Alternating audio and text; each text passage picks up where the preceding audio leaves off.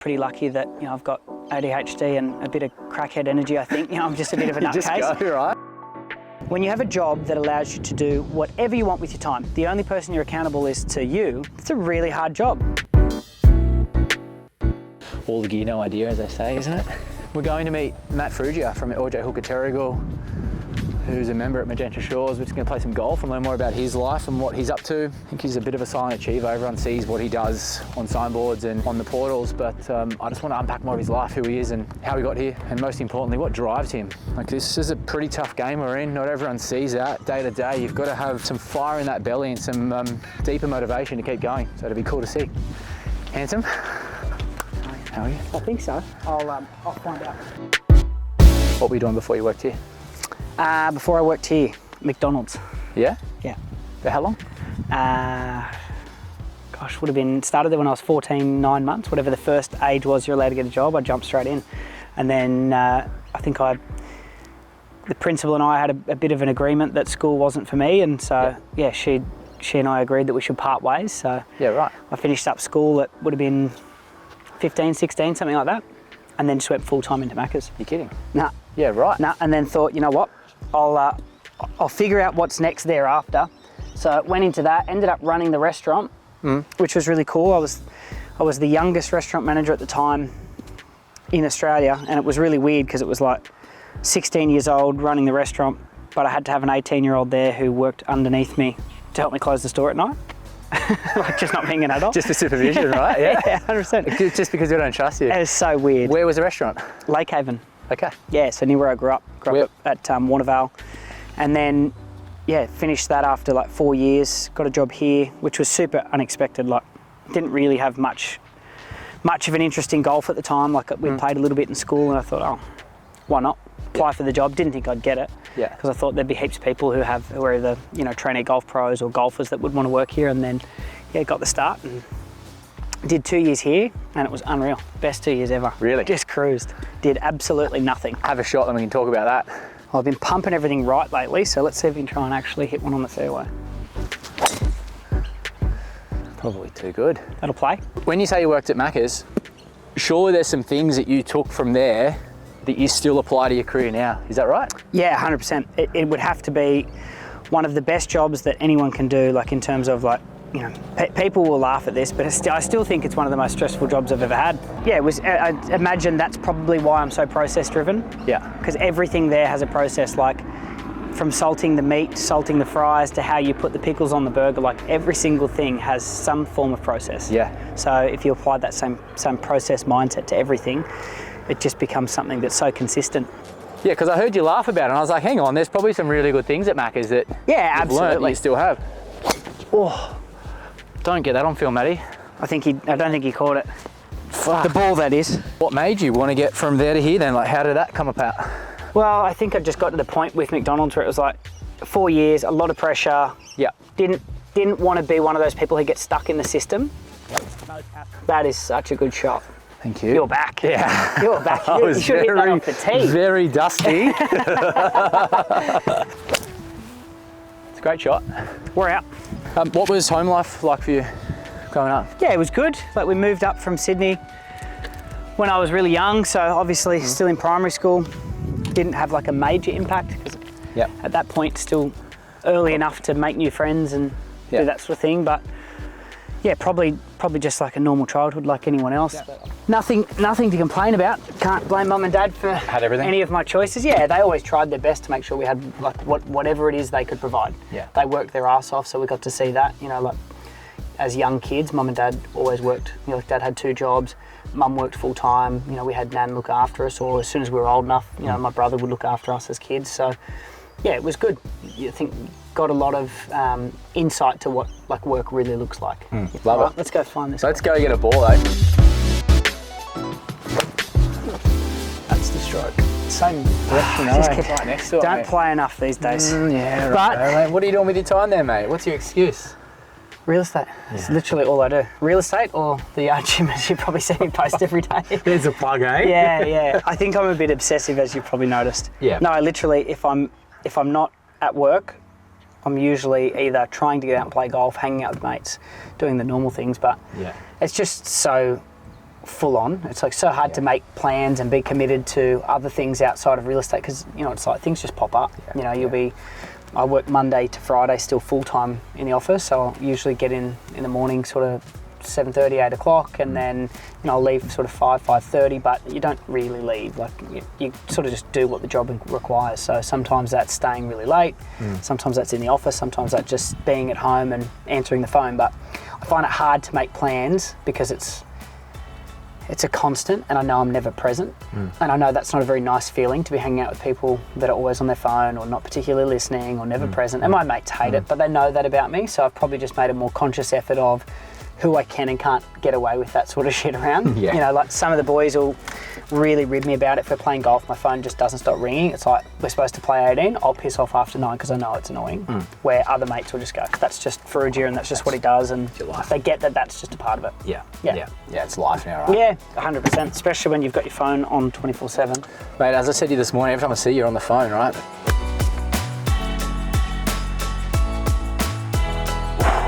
Don't ask me to do that again, Matt. Mitchy Bryson with the snake. Oh! Make it like the real estate photos, highlights only. Yeah.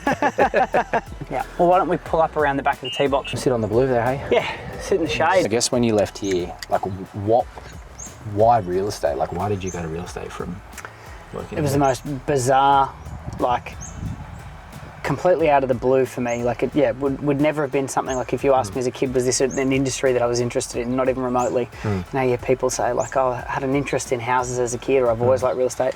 We lived in the same house pretty well when we moved to the coast for, like, my parents still own it. So it wasn't as if we met a lot of real estate people. I didn't know anyone in real estate. So it was a bit left field. I was working here and I'd met one of the members who owned an incredibly successful real estate business, and one of the things that I always noticed with him, it was like he seemed a little more in control of his time. You know, financially he was able to make choices. You know, like you would never know whether someone's rich or whether they're poor or whether they're using credit, especially in places like this. You know, there's probably quite a few people that, you know, may even sort of fake it till they make it to a degree. But, you know, I think it was just one of those things. I felt he just seems like he has choices, and that's all I really wanted in life is, you know, I don't necessarily need to be rich. It's just about being able to do the things I want to do without feeling the need to constantly check whether it's going to be an option for me. You know, like, can I afford to do this? Can I afford to do that? I just want to be able to do it, whether that's giving, you know, a better education for my future children, whether that's putting a roof over my parents' head, whatever that may be. Like, they were the things that were important to me. So I'd met him here and then just, you know, sort of approached some of the network that I had made here and asked for a job. And yeah, one of the guys had said, absolutely, we'll take you on, no problem, just quit your job and we'll sort it out. So, you know, being, I don't know, would have been 20, I reckon. Yeah, would have been 20 years old, 19 years old. I resigned on the spot. I was like, perfect, there's my job. I don't need to worry about it, so I just quit. Easy, yeah. Yeah, so no letter of offer, no nothing. And I remember thinking, oh, I should probably give him a ring and say, like, what's next? So I rang him and he said, yeah, look, just come in for a day's work experience and we'll start you thereafter. So I came in, did the work experience. I was pumped about it. I thought, yeah, how cool's that? Got a job, like, it's all lined up, this is looking good. Anyway, week, hadn't heard from him, call him, mate, still haven't heard from you. Like, just wondering, is this still going ahead? He's like, yeah, absolutely, just give us another week. Anyway, this went on for like 3 months. So for 3 months, I'd literally, as you can imagine, left everything. I'd been working since I was 15 years old full time. So it's like, you know, you start to build to that level in terms of your outgoings. So it was like, you know, you buy a car or you have insurance and petrol and rego and all the little things that start to add up. And I was like, shit, I really have to figure something out here because I got no job. And then I thought, all right, well, what am I going to do? I can either sit here and sulk about the fact that I'm being stitched up by this guy, or I can try and do something about it. So I went, you know what? I'll just go and, we lived on a main road. I was like, I'll just go and sit on that main road and just write down phone numbers for people. Like, there's got to be tradies and stuff that would want me for the day. So I'd see a tradie drive past and say, mate, if you pull over, I'll come work with you. $200 for the day, $100 for the day, whatever I could get. And it was things like I did bricklaying, I did marine detailing with a guy that I knew, landscaping, and anyway, all these random jobs. And I did that for 3 months, and, you know, like, I thought to myself, well, I'll figure out whether this real estate thing's still going to go ahead for me. It was obviously not going to be for this guy, but whether I still want to do that. But I think I'd sort of just lost a little faith in the idea. I thought, doesn't seem likely now. And anyway, I didn't really spend much time up this end of the coast, which I would consider the southern end, obviously coming from Warnervale. And we had a landscaping job. The guy I was working for was just such a dick. I couldn't stand him. It was the longest day ever. I remember thinking to myself, God, just get me out of here. I'm stuck in the car with him. Like, he was just making me do all the shit that he didn't want to do, which, sure, like, that's part of it, right? But he didn't have to be an asshole about it the whole day. But it was a nightmare. And we're leaving, we come through Womberall. And I don't remember ever going through Womberall throughout my teenage years or anything along those lines. So for me, it was like, what's this place? And, obviously when you come through Womberall, you go over the bridge, you see out towards Terrigal and the Skiddy, and you think, shit, this place is unreal, especially if it's your first time coming through there. Completely. And anyway, we were driving past this signboard, and I remember distinctly thinking, like, that's it. That's the sort of house I'd love to sell. Like, this would be the place I would want to work, because I'd, obviously done that work experience and got to see, what different suburbs offered, and it just didn't entertain me or interest me. So I just said to the guy, I said, mate, pull over. He's like, mate, I've got to get home to my wife. I said, yeah, good luck to you. Pull over, let me out. So he's pulled over, let me out, had no idea how far I was from home or how I was even going to get home. And I'm directionally challenged. Yeah, so I've decided, all right, well, this is what I'm doing. So I got out and rang Tim, who I now own the business with. And it was the most, I can imagine for him, most bizarre phone call. Like, I'm just on the side of the road. I was like, mate, you don't know me, but this is the story of how I have ended up here at this point, which is the long-winded story I've just told you. And then he said, oh, look, no, we're not hiring. And I was like, oh, okay, no worries. I said, well, look, you might not be hiring, but can you at least just interview me? He's like, mate, we seriously aren't hiring. I'm like, well, just give me a chance. So then he lined up an interview for me to meet with his business manager at the time. And he was like, look, we don't have any jobs, meet with her. If she likes you, we'll think about it. And I thought, oh, this would be a big waste of time. But, went out, bought a suit, made sure I dressed appropriately, showed up, pumped as. Interview went well, and I thought, oh, could be a chance. And then, he rang me, gave me a job out of the blue. As you can imagine, because it was out of the blue, there was no particular distinct job description. It was just like, you're going to be the office gopher, anything and everything. You met that person here in the pro shop going, I want to be that man. Now you're probably pretty close to what he was or had. Is it everything that you thought it would be? Oh, I think it's like anything in life, isn't it? It's like I think the enjoyment is the process, not so much in the getting. So I think, but that's taken time to realise. I remember, like, when I'd first started out my sales career, I was always thinking, like, here's the goalpost. If I hit that, I'm going to be so excited. And then I'd hit that, and then I'd be like, I know I don't feel happy because it's not big enough. Then I'd double it. And then it just got to a point where it was like, I remember last year I got 3rd internationally for LJ Hooker, which was a huge achievement. What does that mean? Out of all the agents within the LJ Hooker network that list and sell houses. So we got 3rd, but it was based on performance. So not transactions, but performance, so income to the business. And to get 3rd in amongst, like, some of the guys in real estate that have done it such a long time that I aspired to be when I started was really cool. Massive. But it's one of those things that I sat there and went, like, there's no fireworks, there's no aha moment, like, this is it, I've made it. You straight away go, shit, what could I have done to got 2nd? Right? And I think that's why I'm good at what I do, because I am so competitive. So, I think I sat in that 3rd place spot for about all of 10 minutes going, how cool is this? And then went, God, okay, where did I go wrong? What could I have done? And then it's like, okay, let's forget that. What can I do? So then that's why this year I've just come in with that mindset that we've just got to double it again. Full abundance mindset. Before we go there, mate, I want to go back to, like, why I was really keen to get you out here today and just learn more about, because you're someone that I see you with immense amount of confidence. People might see that as ego. You're really good at what you do. You're a fucking star performer in your marketplace. And now knowing that you come from Warnervale to take over Terrigal, like, how have you achieved what you have in really a relatively short amount of time? Because you wouldn't have been in sales that entire time, like, am I right? No. I started off originally just like cold calling and prospecting. So I think like the framework of how I was set up probably did help along the way of like, you're able to make calls and it's not really costing you anything. When you go jump straight into sales, it's like there's a noose around your neck straight away. You've got a debit credit bill to pay, or you're not earning anything, you're just getting paid commission. So straight away you're forced to perform, or if you don't, you're out. And for most people, like, performance takes time. Like, you've got to hone your skills, you've got to get better at it, you've got to build relationships. So I think the way that I started certainly helped. Then I had exposure to all facets of the business: reception, holiday management, property management, leasing, new business, then sales. So I think I had a very well-rounded start. But I think overall it's just commitment. Like, I genuinely wanted it. And I think that's the big thing that I see in a lot of people. It's like they like the idea of real estate, but they don't really fucking want it. What is success for you then? Like what Success now, it's shifted over the years, but I think success now for me is consistency and choices and happiness, you know, like just to be genuinely happy. Yep. To just enjoy the people you surround yourself with, enjoy the things that I do. But, you know, that also comes through like moments at work where I've probably felt the opposite, you know, where it's like, you've had clients that have been really hard to work with. You've had, you know, moments where you're just not performing at your top level and you're putting a lot of pressure on yourself. So I think being able to run at a really high level consistently, to be happy, to be healthy, like those things are really important. Yeah, yeah. Those that don't know, you've mentioned it before, you're now a part of the business. Yeah. You own 40% now, is that right? 40, yeah. How's your mentality or attitude changed since becoming a bit of a business owner to when you were sort of working in sales and probably just thinking about maximising your own sort of GCI and income that way? Yeah, I think it's been one of those like case by case relationship basis. Like, you know, I suppose the shift has been no longer being allowed to be selfish with your time. That's been really hard, you know, like when you don't own the business and you work just in your own independent team, you don't spend any time helping anyone. Like you do what you need to, but for most part, like you're your own show. Yeah. Where now it's like, you know, you've got to help out property management or leasing or help the other sales guys, help them grow, help them learn. Yeah. So that part's probably taken a little bit of getting used to.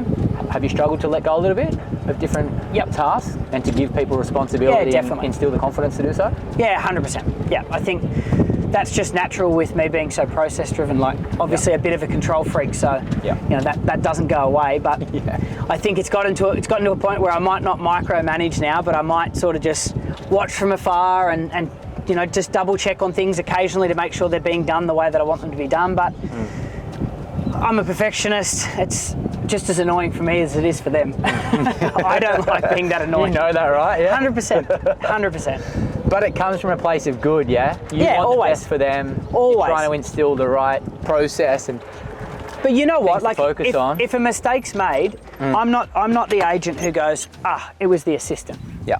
I'll own it. But if I'm going to own it, you can be damn sure I'm going to be following up on it. So, you know, I want to be making sure that that doesn't happen again. Just for, you know, for all different reasons, but like mainly the clients sign on for a high level service. We've got to provide that high level service. Yeah. Yeah, absolutely. Black plates? Tiger tees, off the tips. Tiger tees, all right. Off the tips. Look at me. Golf terminology. Oh, no. Chip and a putt. Up and down, that's it. Yeah. Real estate is a very lonely industry. Like, you tend to go on runs, like your wins come in runs, your losses come in runs. If you can really be good at it, it's learning how to just manage your emotions and manage the highs and lows, which, you know, early days I really struggled with. It'd be like lots of wins and you'd be top of the world. You'd think, I can list anything, I can do anything, I'm so good, I can sell any house I go out and visit.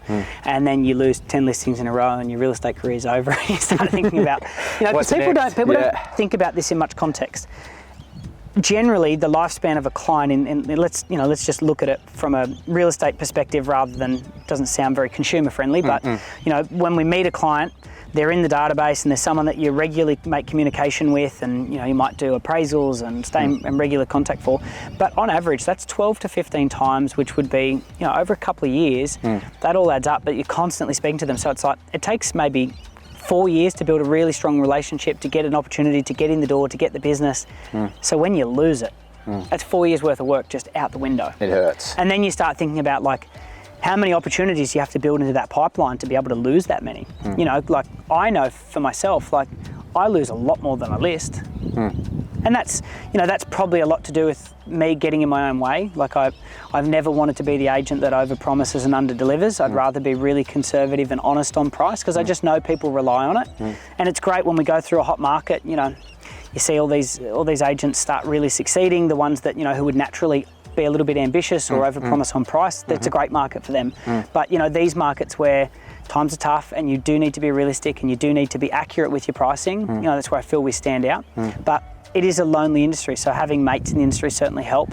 For me, everyone thinks real estate is the pretty stuff. Yeah. They all have a perception before you get in, and I'm only relatively new into the industry, but you just think, oh, you know, you present beautifully, they drive nice cars, you stand out the front of a pretty house, and the job's done. Yeah. But there is so much else, as you said, nurturing a client for 4 years, building trust, giving them the confidence that you're the right person to represent them with their biggest asset. It's just incredible. And do you think that the younger generation now have a false perception or a misunderstanding as to what they're coming into? Like, is that one of your battles right now when you're talking to the younger guys coming into the business and actually telling them the truth? Yeah, I think so. I think it's probably like the industry's been really glorified and monetized, that people think this is just where you'll make millions of dollars, you'll have nice things, you'll drive nice cars, but the reality is most agents don't make that much money. Yeah. You know, like the average agent would be earning $60,000 a year because they don't put the energy in, they don't put the work in. When you have a job that allows you to do whatever you want with your time, the only person you're accountable is to you, it's a really hard job. You know, it's like we're in control of our fitness, right? Yeah. How many people actually make the effort and energy to go to the gym when they have a membership? Like, most of them don't. And I can relate, I did that for years. Just went, oh, I'll get there. Real estate's the same. You don't want to do the gritty stuff. I'll make those phone calls later, I'll ring those owners later and talk to them about their campaign or where things are up to. But it's like, if you're prepared to just get in and do all the hard yards, the money does come and the good things come from it. But it is a lot of grind work up front. Do you say it's the most important part of the process in real estate, prospecting? And definitely. Pretty amazing that you love it the most. Yeah, well, I think it's like single-handedly responsible for all of my success. Because if you think about it, nothing comes without the prospecting. Yeah. You know, it's that, you always think, people think it's a bit of a chicken or the egg scenario, real estate. Like, they're like, oh, I wonder what comes first. The phone calls come first. Make those, build the relationships, and the rest will follow. Naturally, there's got to be a bit of, you know, you've got to have a little bit of tenacity about you. You've just got to be able to read the room, read the play. Like, if you don't have that, it certainly makes the job more challenging. But if you're good with people and you're trustworthy and you can master those things, well, you'll go a long way. And I heard you say before about managing energy day to day. And the more I learn, it really is just a game of energy, right? Like, I didn't realise how exhausting it is being on the phone all day, managing calendar, following up, and just being in that state. And it almost elevates you a little bit, right? Like, you almost run a little bit on adrenaline when you're having good calls, you're getting some good momentum, good things are happening. Then there comes a time when you've got to protect that energy and decompress, slow down, recharge batteries. How do you go about that? I think it's like one of those jobs that it's a lot of mental fatigue, right? Like, you're not doing as much physically, but by the end of the day, because you've spoken to so many people, you've put out so many spot fires, you've had to really strategize through every single thing. And every phone call, every decision you make is such a big, significant impact on somebody else's life. So you really do have to take the time to consider how you would handle things properly. So it does really zap you. But I think my energy, you know, like, I'm probably pretty lucky that, you know, I've got ADHD and a bit of crackhead energy, I think. You know, I'm just a bit of a nutcase. Go, right? Yeah, I think for most people who see me, they know that. But like, so I probably am I'm one of the worst to ask for that. But Sunday's my one day off, and that's just my recharge day. Like, just anything I can do that's just going to fill the other cups, whether it's hanging out with mates, seeing the family, going to the gym, more exercise, just doing something that I enjoy doing, because then it just makes it worth it. Because it's like doing all the shit that you don't want to do. Like, the reality is, nobody likes to work, whether you love your job or not. Like, if you had the opportunity to just have everything that you wanted at the finish line, but have it now and not have to work for it, I think there's a lot of people that would probably take it. But, you know, I think the other side of it is, well, I have to work for it, but I still want to enjoy the bits along the way that remind me why I'm doing what I'm doing. I love to simplify things, right? Aim for the green, hit it. That's pretty much my golf game. Find the pin. Over the bunker. Not my best day on the course. Make sure he gets every bit of this, Matty, on the camera. Gentle 9-iron, downwind. Nothing gentle about you, big fella. Man, I'm a gentle man. Come on, what are you talking about? Gentleman. Don't look it from afar, though. Shot. Get that on camera, Matty. You mentioned soft teddy bears, marshmallows. Can you be one of those at times? Because we've had some conversations, I've seen some things you've done in your career where day to day you walk around with immense amounts of confidence, you're excellent at what you do, you achieve some pretty high things. Storm and his son living at your place, like I've heard you say that you just give your house to him because that's something he's always dreamt of. You've given your car away to your dad recently, which I think is a testament to who you are and what you've done. But like, why have you done those things, or where does that come from for you? I think I always just like, you know, like I said earlier, like real estate for me was about providing choices and opportunities. Like I think I get the most out of providing things for other people. Like I think that's just something that I get a lot of joy out of. So I think as much as doing those things is great for them, it feels good for me and keeps me working hard. Like, you know, like whether it be things like, you know, giving mum and dad that car, like that wasn't an ego thing. It doesn't come from a place of wanting to belittle them or make anyone else feel like I'm showing off or anything like that. It was just one of those things that, like, they've been so amazing to me my whole life. It was like, why not? Incredible gesture. Yeah, like if I'm in a position to, who knows, I could go broke tomorrow and not be able to do that. So if I'm in a position that I can do that now, I'll do it. Yeah, it's pretty amazing, mate. Well done. All right, here we go. Let's get this. Put it in. What's next, mate? What's the vision for you? Where do you see yourself in the next 5 to 10 years? Ever changing, I think. It's like where I thought I would be 5 years ago as to where I am today is probably differed. So I think it's probably allowed me to think a little differently, just about accept what comes my way and not get too fixated on it. Because I am very much someone with high expectations of myself. So, you know, I really hold myself accountable to a lot of things, and if I don't hit the goals that I've set myself, you know, sometimes I can probably be a little hard on myself. So I think I've tried to be a little more open-minded as to what the goal setting looks like. I think the immediate plan for me is to continue to grow my team and continue to see the others within the office grow, like just help and support all of those guys and see if we could try and get them to a level where they're hitting their goals and hitting their straps. So that's sort of the short term, and then hopefully that'll flow into longer term stuff. What about personally? I really want to do the knockdown rebuild at my place, which is the plan. So just working through that now. Just that's why Storm's living at my place. It was just he and I moved out together after, I don't know, it would have been maybe 3 years ago. So I've lived with him and Mace since Mace was 3 years old. So really cool experience being able to live with your nephew and you know, spend that much time with him. So now it's probably, I don't know, a month or two out from living with them, so it feels a bit weird. Like you wake up every morning to Mace at home, giving you a kiss and a cuddle before he goes to school, and hanging out with him every afternoon. And same with Storm, like living with your best mate's unreal. But you know, just got to a point where house is too small. It was only a 2-bedder, so you know, naturally Storm needs his own room, Mace needs his own room, and I thought, you know, it just makes more sense. It's easy for me just to pack up and go and start again. So yeah, that's why I've just moved at the moment. But then personally, we'll do the knockdown rebuild at some point. Just working through that now, and just keep chipping away. Something I always think about, Matty, is the perception of real estate agents out there. Yeah. Do you think that's ever going to change in the community? Like I think we're lucky enough that when you work in a small community, it's like the perception's easily warped, positively and negatively. But in a small town, good news travels fast, so does bad news. So I think if you do the right things by people in our town, you know, you're really fortunate that, you know, that spreads and reciprocates. But I do think it's going to be a really hard, long slog to change people's perception of real estate agents on the back of a few.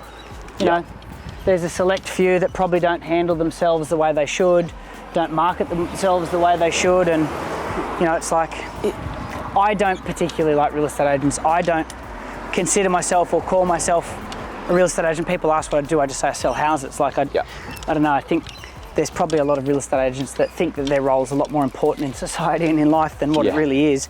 But the reality is, I just see it as an opportunity to help people with a transaction. Yeah, it's just so select few, isn't it? Yeah, it's trained into them. Like, where does it come from? Is it just something that's always happened? I could see, like, though, if I wasn't in real estate and I saw some of the marketing tactics and some of the way people hold themselves, I can see why people don't like the industry. Like, it makes perfect sense. You don't have to be too bright to figure that out. But I think, you know, that's probably what makes the good ones stand out so much. Yeah. Because it's like, for me, I'm happy people still want to carry on the way that they do and have that sort of behaviour. It's just going to make us look better. You know, those that are doing it right and doing it with integrity and ethically, I think you're just always going to present better in the eyes of the consumer. I don't understand it. Nope. And then that's where you're lucky as a buyer's agent, because it's like you sort of have a fresh start. Yeah. You know, like the hard part is it is almost a thing too, where it's like they don't fully understand your role. We're still in there. So yeah, exactly. But I still feel.